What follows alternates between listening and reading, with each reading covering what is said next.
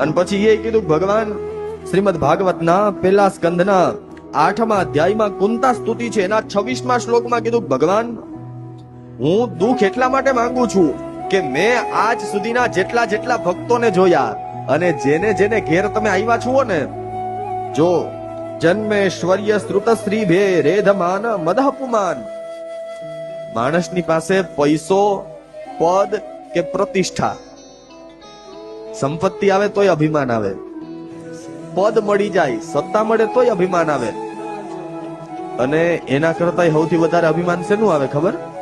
પૈસાનું ને સંપત્તિનું અભિમાન આવતા વાર લાગે, પણ બહુ માન મળી જાય, સન્માન મળી જાય ને તો એનું અભિમાન આવે. પદ, પ્રતિષ્ઠા ને પૈસો, આ ત્રણેયનું અભિમાન આવે. તો ભગવાન મેં તો એવું જોયું છે કે જેને તમે પૈસા આપો, સંપત્તિ આપો, સુખ આપો, એ પછી અભિમાનમાં તમને ભૂલી જાય.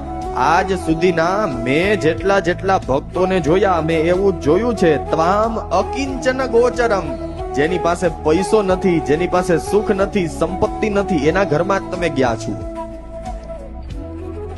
અને આજ સુધીના જેટલા ભક્તો જુઓ, ક્યાંય એવું જોયું ભગવાન સોનાના બંગલામાં ગયા હોય?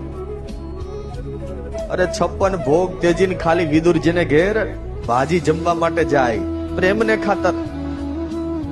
પૈસો નહીં હોય તો હાલ